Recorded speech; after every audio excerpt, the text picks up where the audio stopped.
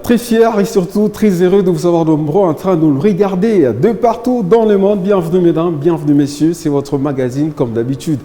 On vous présente différentes potentialités artistiques de notre très chère province. On part même en dehors. Merci, comme toujours, à cette forte équipe derrière moi qui m'accompagne. Et aujourd'hui, spécialement, on a assez parlé de la musique, on a parlé des écrivains, on a parlé de slameurs, on a eu même à échanger avec un peintre pour les comptes de ce magazine. Et aujourd'hui, spécialement, on reçoit Divine Mukeng. Par les noms, elle n'est pas présentée, elle est la Miss Francophone Africa du Grand Katanga pour la toute première édition. Vous allez vous rappeler, c'est avec elle qu'on va échanger ses raisons de sa présence ici et surtout son parcours, sa motivation, comme ça a toujours été pour les comptes de ce magazine. Merci encore une fois de votre fidélité. Bonjour et bienvenue Divine Mukeng. Bonjour Pivert. Comment tu te portes? Ça va. Très bien, comme toujours, les Miss, un peu de sourire. Alors, Divine Mukeng, je rappelle que tu es Miss Francophone Africa pour le Grand Katanga, la toute première édition. Alors, comment tu te sens quand on parle de Divine Mukeng comme étant Miss? Ah ouais, c'est une joie inexplicable en fait. Inexplicable. Ouais. C'est arrivé, mais c'est vraiment une histoire. Voilà, on va revenir directement. Je sens que la voix est un peu cassée. Oui, on va revenir. C'était quoi les motivations? Tout d'abord, avant d'accepter d'être Miss, avant d'embrasser cette discipline. Bon, je me rappelle, avec moi, c'est pas les mêmes cas qu'avec toutes les candidates. Bien Parce sûr. que moi, je ne m'y attendais même pas. Je me rappelle, c'était un certain mardi, vers 16h, 17h. J'étais à la maison parce que je vis chez ma sœur aînée. Okay. Alors, elle m'avait demandé de sortir, faire un tour dans les quartiers et tout. Okay. Alors là, quand on faisait notre petit tour, on a eu à rencontrer un couple. Bien sûr. Un monsieur libanais et une dame congolaise. Congolaise. Alors, le monsieur libanais m'a vu qu'il est étranger et tout, il a demandé à son épouse de nous arrêter. Miss Francophone Afrique, pour les comptes du Grand Katanga, avait déjà commencé il y avait bien longtemps. Bien longtemps. Mais moi, je ne savais même pas. Okay. Ils avaient déjà des filles en plein préparatif et tout. Moi, je ne savais pas. Okay. Alors, quand le monsieur m'a vu, il a vite demandé à son épouse de nous arrêter. Ils nous ont intéressés, nous a parlé de la chose. Alors, c'était une surprise. Juste en route comme ça, tu découvres. Oui. Waouh! Une surprise comme ça. Et là, son épouse a eu à demander l'autorisation à ma soeur. On nous a laissé le temps d'y penser. Et le lendemain, tellement j'étais déjà motivée par cette surprise. C'est comme si le monsieur savait déjà que j'allais gagner. Il dit non, elle a la taille. C'était un prophète ou quoi? Apparemment. Apparemment, c'était un prophète. Et du coup, l'aventure a commencé. Il y avait déjà quelques mois passés de préparation. Mais est-ce avant que cette surprise n'arrive, tu étais déjà Miss avant ou encore tu as commencé juste après le choix de ce monsieur? Non, je n'étais pas Miss avant. Déjà, j'ai fait les études hôtelières. Okay. Donc moi, ma vision, c'était hôtesse. J'étais plus basée sur ça. Et là, ça. j'étais encore en jeu 2, je crois. Quand j'ai commencé. Voilà, parlons un peu de ce parcours après ce moment là-bas. Comment ça a été ce parcours jusqu'à rafler bien sûr la couronne?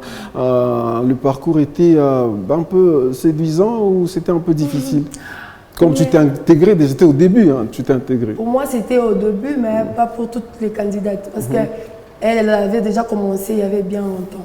Ce n'était pas facile, non, ce n'était pas facile. Déjà, je ne mettais pas les talents. Okay. Donc, j'étais obligée de quitter un monde pour un autre. Pour un autre monde. J'ai dû me concentrer, me donner à fond. Bon, jusqu'à ce que j'ai remporté la couronne. La couronne comme étant Miss Francophone.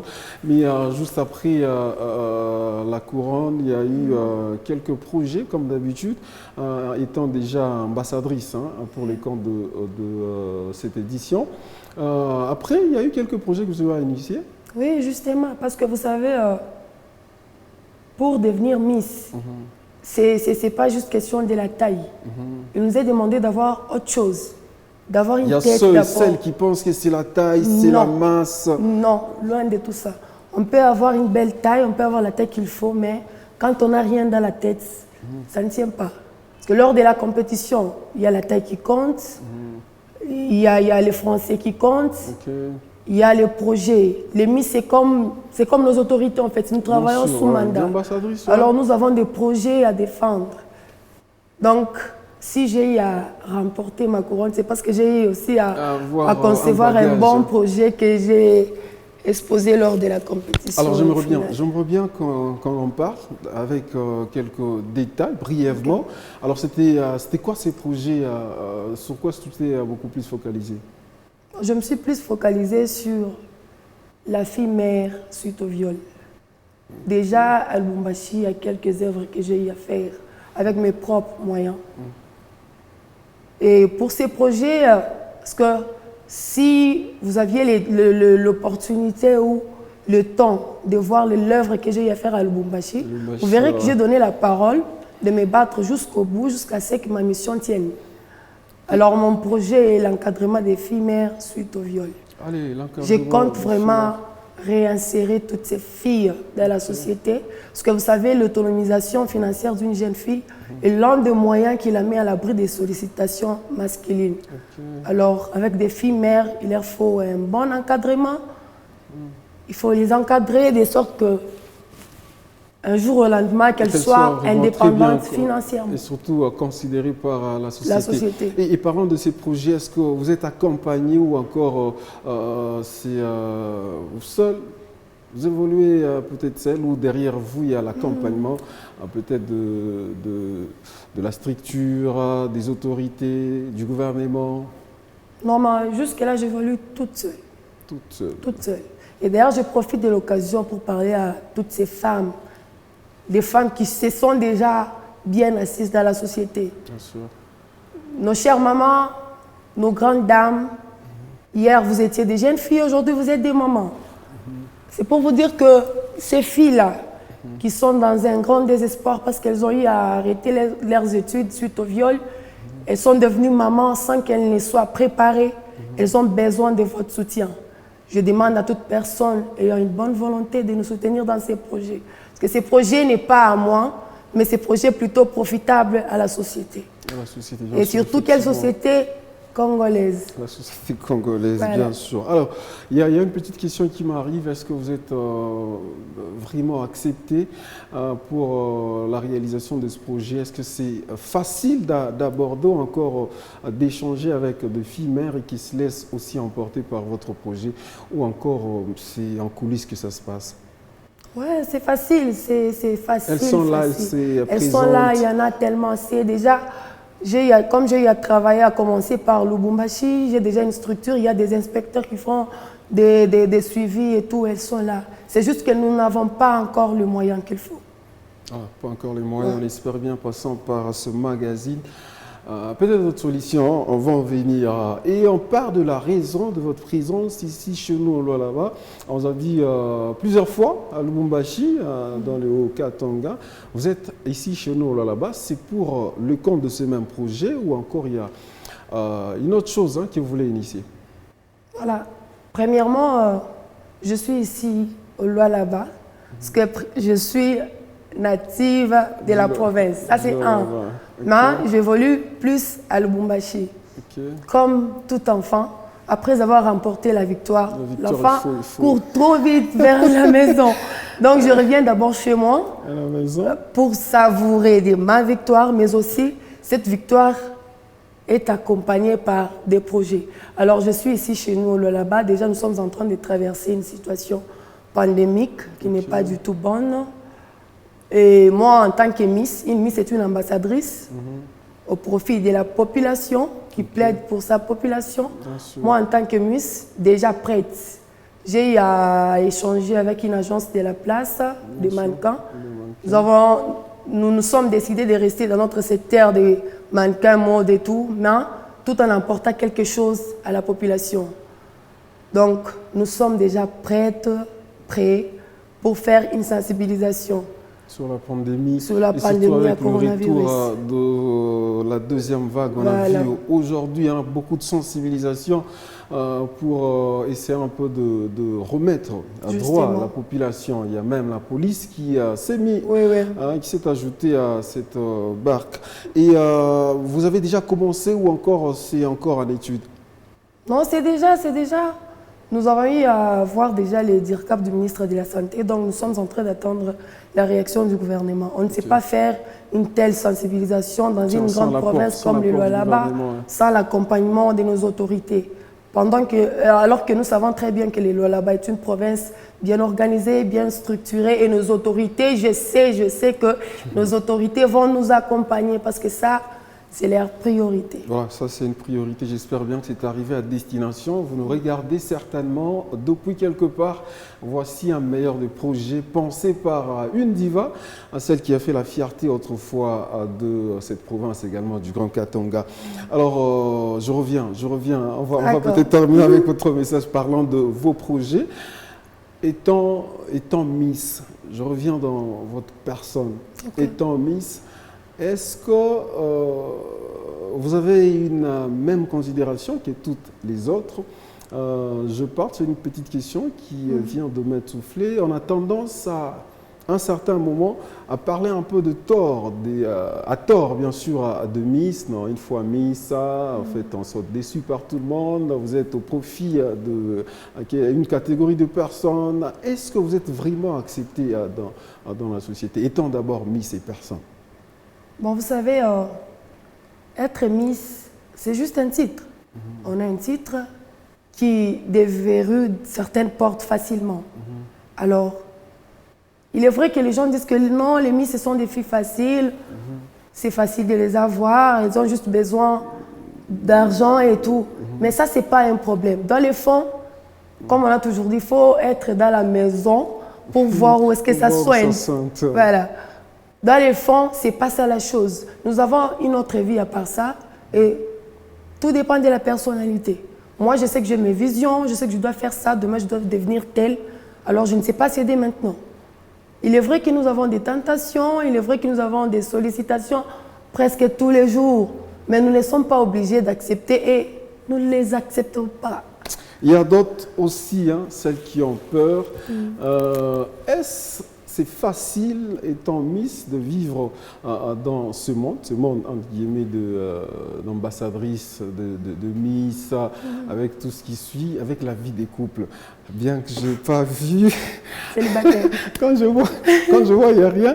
Mais au moins, vous avez les contours, vous avez la réalité de ce que traversent les Miss. Et c'est facile, être Miss, être ambassadrice et vivre la vie des couples. Oui, c'est facile. Certainement. Facile même. Il suffit d'être fidèle, d'être sérieuse et puis c'est tout. Super. Miss, c'est juste un boulot. Si vous aviez peur, et donc, allez, venez. Alors, j'aimerais ici bien que tu t'adresses à cette catégorie de personnes qui traînent encore, qui ont des qualités, qui ont ces potentialités, j'arrive, mais c'est vraiment caché, qui hésitent encore avec tout ce que je venais peut-être de soulever. Quel est le message particulier que tu peux lancer à l'égard de cette catégorie de filles? Les filles, venez. Être Miss, c'est d'abord premièrement une fierté familiale. C'est d'abord la famille qui reçoit la joie en première. Et puis, ça change de vie, ça change d'esprit, ça change la façon de voir les choses. Ça nous ouvre des grandes portes, ça nous permet d'évoluer dans d'autres dimensions. Alors, venez nombreuses, mais je vous demande juste une chose, gardez votre personnalité, parce que la personnalité, on ne l'achète pas. On n'achète pas, vraiment un message fort et perçant. J'espère que c'est arrivé à destination. À vous, les très chers, qui aimeraient bien embrasser aussi ou encore être un jour couronnée, être ambassadrice pour les comptes de Miss. Alors, on va peut-être revenir sur le projet. Un message de sensibilisation. Vous avez parlé de la pandémie. Alors, c'est encore en pourparlers avec le gouvernement. C'est la cible de cette sensibilisation. Vous vous êtes dit, vous allez seulement sensibiliser les filles mères, comme dans votre récent projet, ou encore il y a une autre cible pour le cas du Lualaba? Oui, il y a encore une autre cible, comme vous venez de le dire. Déjà, d'abord, concernant les filles mères, ce n'est pas seulement à Lubumbashi qu'il y a des filles mères. Même ici, j'en connais plusieurs qui donc, ça va continuer aussi ici. Ça continue même ici. Ça continue. En dehors de ça, je demande aussi à nos autorités lualabaises de nous accompagner dans cette sensibilisation contre la pandémie de coronavirus. Parce que déjà, on est prêt. Je l'ai déjà dit. On est prêt. Accompagnez-nous. Luttons ensemble contre la propagation de Covid-19. Covid-19, nous sommes en train de chuter trop vite. Ici, je vais vous accorder quelques minutes. Un message perçant avant de vous poser une petite question qui va vous taquiner. Un message perçant à l'égard maintenant de la population qui nous regarde. C'est vrai, on veut à ce que les gouvernements s'impliquent et autres, mais c'est tout d'abord une affaire personnelle. Oui. Si tout un chacun peut mettre en pratique les mesures barrières qui nous ont bien sûr données, on verra que l'effort et le gouvernement aura nous suppléer. Un message, j'aimerais bien que tu l'adresses en Swahili. Tu parles aussi Swahili. Oui. Oui, un message. Là-bas, à toute la population, bien sûr. Covid-19 existe réellement. Ça existe. Moi, j'étais à Kin il n'y a même pas un mois. J'ai vu comment est-ce que... Covid dit quoi, Kobanduku? Protégez-vous, protégez les autres. Mettez votre masque et l'habitude de vous laver les mains. Utilisez votre gel en main. De sorte que tout baki est bajima. Parce que, comme on a négligé Covid-19, nous risquons de disparaître. Protégez-vous, protégez les autres. Alors, j'espère aussi très bien que vous êtes à même de mettre en pratique cela. Nous sommes en train de chuter et on m'accorde quelques minutes de l'autre côté. Comme je disais, parlant de... Déjà, tu trembles. Tu trembles de la question. Ça va, donne. Tu trembles de la question. Vas-y avec ta question. La question est vraiment très simple. En fait, est-ce qu'il y a un groupe de Miss que tu veux encadrer, que tu peux créer ici chez nous, là-bas? Tu vois, en fait, c'était même pas une question difficile. Déjà, il y a une agence de mannequins que je suis en train d'encadrer depuis mon arrivée, que j'accompagne. C'est APMK Agency. Okay. Le 14 février, je crois, nous étions en Cap Piaboma, ils ont presté et tout. Il y a des filles, l'année passée, 2020, au mois de octobre-décembre, j'étais encore à Kolwezi avant que je ne fasse Kinshasa. J'ai eu à prester dans des différents endroits, j'ai encadré des filles, elles ont défilé, il y a même des témoins. On a besoin de voir ces preuves. Okay. Vous avez été beaucoup plus au Katanga pour le cas du Lolaba. Est-ce qu'il y a eu une particularité, une exception? Est-ce que vous allez aussi organiser des sensibilisations ici, par exemple des conférences où vous parlez, on vous sent vraiment mûr quand vous parlez, non seulement étant Miss, mais aussi étant une personne avertie. Est-ce que vous envisagez organiser par exemple Paris Conférence et puis pour le cas du Lolaba? Oui. C'est encore un projet. Donc, on espère beaucoup de choses de vous. On va terminer, mesdames et messieurs, culture urbaine qui met en valeur la culture sur toutes ses formes. Vous êtes Miss, sculpteur, peintre, vous êtes artiste musicien de n'importe quel genre de musique. C'est votre espace et donc venez partager avec nous votre expérience. C'est votre espace et surtout, nous sommes ouverts à toutes ces personnes. On va se libérer, peut-être quelque chose que je n'ai pas su demander, mais c'est venu en vous. Tout a été demandé. C'est quoi que tu n'as pas demandé? Ça, c'est une grâce. Donc, tu réfléchis sur tout ce que je n'ai pas demandé et tu partages avec les téléspectateurs. Est-ce que les Miss sont-elles vraiment considérées au Congo? Ouais, jolie question. Non. Vous sentez l'accompagnement? Nous nous sentons un peu abandonnés, pas vraiment accompagnés. Je ne sais pas si même nos autorités, nos aînés ont aussi cette philosophie des Miss égale prostituées. Je ne sais pas. Il faut peut-être prouver le contraire, comme d'ailleurs tu le fais, passant par tes projets. Peut-être qu'il y a aussi ce côté où on dit, est-ce vraiment, elles sont... Nous sommes là. Vous savez, la couronne, c'est pas moindre. Quand on a une couronne déjà, on commence une nouvelle vie. Et fini. Et voilà, merci beaucoup à toutes et à tous de nous avoir suivis. Vous avez compris, c'est la fin de ce rendez-vous. On est obligé de nous quitter par ici. Merci d'avoir répondu à notre invitation. On espère te retrouver très prochainement pour les comptes de ce magazine ou encore notre espace à Sormi Kuba Télévision. Merci d'avoir été des nôtres. Merci Peter. Piver. Merci également. Merci Piver pour l'invitation. Merci également à toutes et à tous. Rendez-vous la semaine prochaine. Un nouveau numéro, d'autres surprises et surtout, vous êtes à même de partager ce programme ensemble avec nous. D'ici là, portez-vous bien. Au revoir. Au revoir.